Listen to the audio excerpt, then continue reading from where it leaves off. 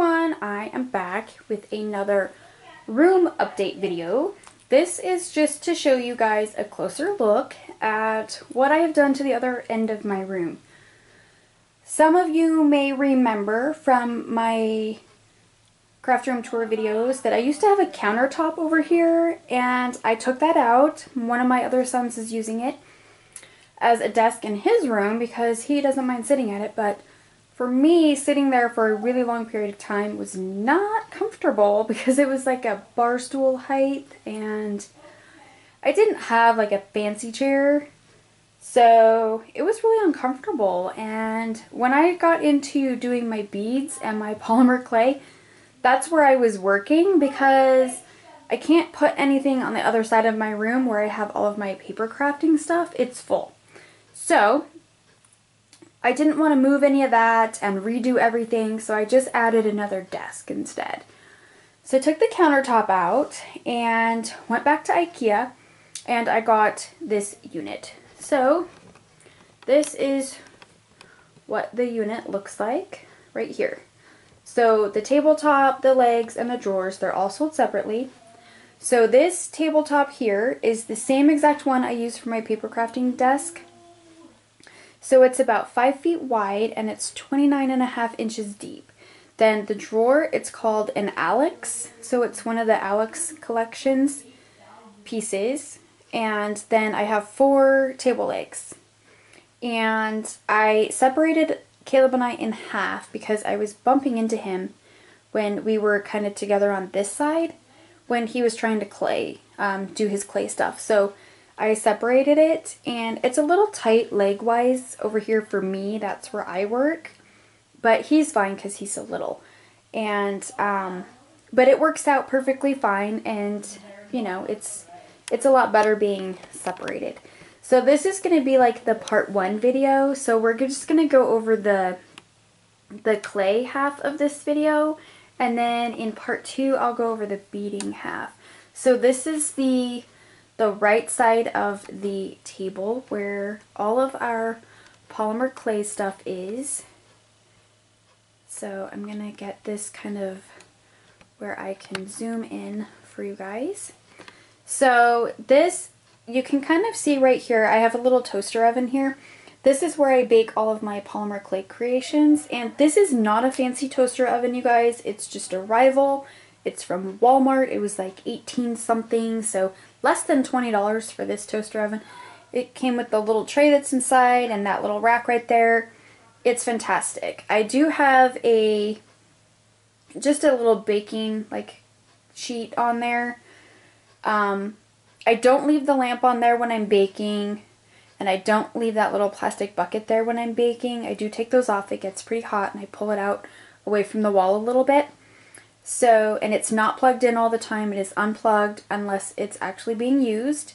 So that's just kind of my safety tip for myself. I don't leave things like that plugged in up here in my room when they're not really being supervised. So I love this thing. It goes up to 30 minutes.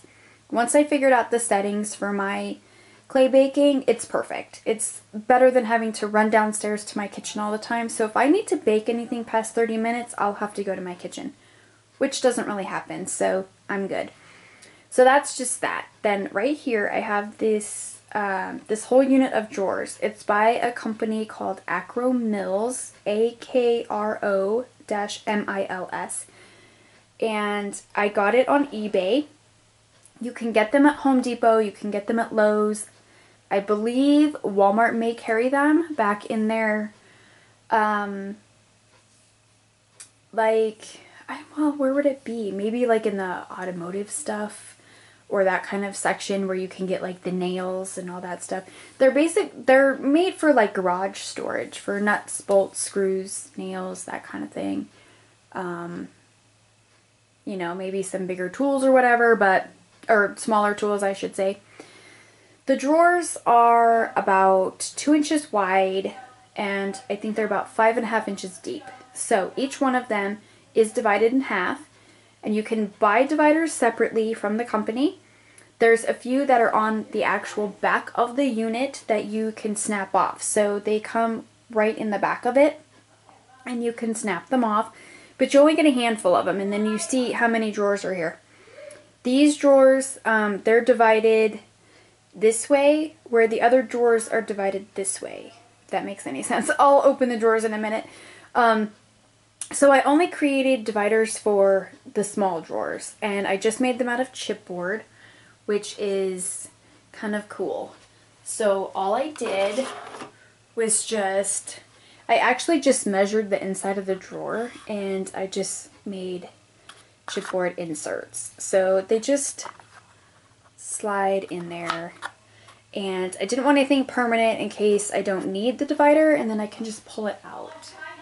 So that's that. And all this houses is all of our polymer clay stuff. So there's creations in here that I have actual photos of over on my Facebook page and my Pinterest, stuff like that. Most of these are empty because we have not created enough to fill them yet. This is Caleb's little drawer here that he's got some stuff going on. But I just have like little jewelry bags in here. This has rhinestones.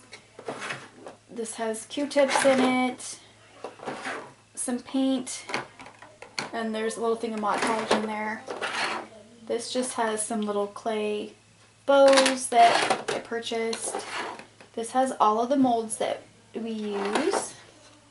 This is some more accessories like frosting tips and things like that.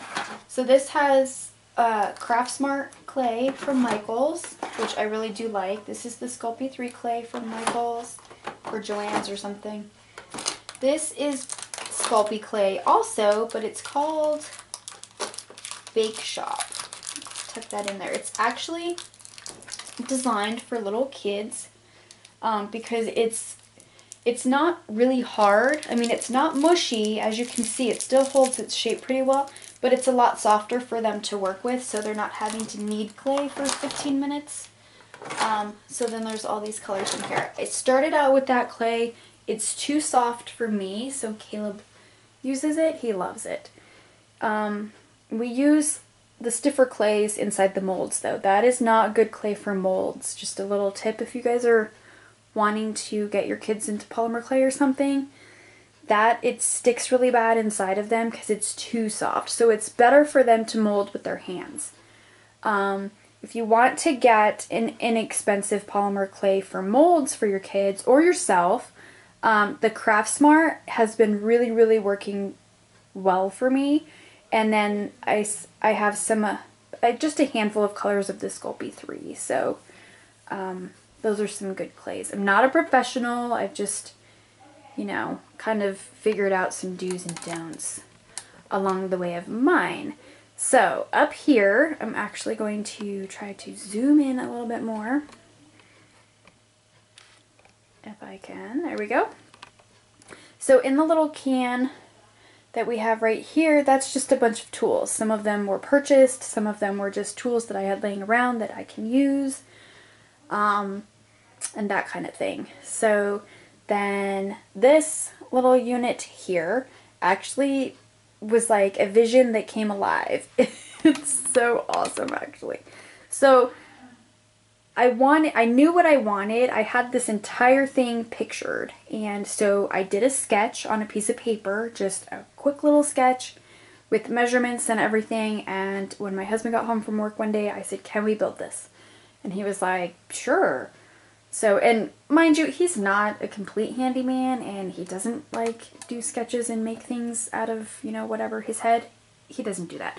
I picture it in my head, and he kind of helps me bring it to life because I don't know what I'm doing. But I can draw them out, and then the two of us can figure out how to build it together, which is kind of cool. So we already had most of these pieces. Like this piece here is a 3/4 inch in diameter round dowel that we had laying around. So we basically cut it in half, and it turned, no, we do have some left over. I believe this is like 11 inches tall or something. And then the base is just a piece of, oh, I think it's, I don't even know. It's just a piece of wood that he had in the garage. So it's not very thick. I don't even think it's 2 inches. It might be 2 inches. Like a 1x2, I don't know. But, so it was all raw wood. I painted it white. Just a can of paint that you have for your house, like your baseboards and stuff like that. So I just painted it.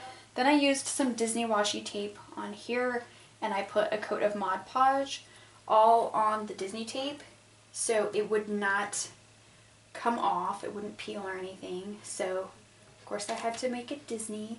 So the bottom chain, this is just like a 20-inch ball chain that he drilled some holes, and he strung the ball chain through and then put it together, and it turned out perfect. So that's kind of how we got our width, was I had a bunch of these chains. It came in a kit to make necklaces. And so, you know, he just did that, and that determined our width, which was actually the same width as what I had in like the picture I drew. It was so funny. So I just have some little paper clips here, and I hang some of the clay items to dry up here.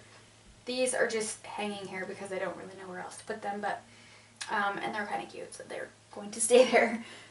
So that's what this bottom half is for. The top half actually became, this was all supposed to be for the polymer clay, but now I use it for beading also. So because I got into making charms, it houses all of the charms that are kind of in process of being packaged and shipped or gifted or whatever. So I can't go into a lot of details about the beads that are actually on here right now.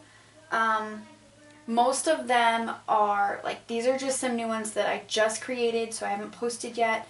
This I posted. Some of the ones in the back I have not posted because they are gifts, so I'm not going to go into details, but they will be posted soon. So this is kind of how I determine the placement of my beads. It's nice to just hang it here, and then as I'm adding my little sections of beads, you can kind of see where it lays. So it's perfect for eyeballing how you want your charm to look and how beads are going to lay. So that being said, whoops, I'm using the tripod for this, which is great, so it's not all like making you guys all seasick or anything, but I'm not used to using the tripod for stuff like this. So this is the first half of the clay tour. So the next video will be on the other side, which is all the bead stuff. So I am going to go do the bead half, and I will see you guys back here in part 2. Bye!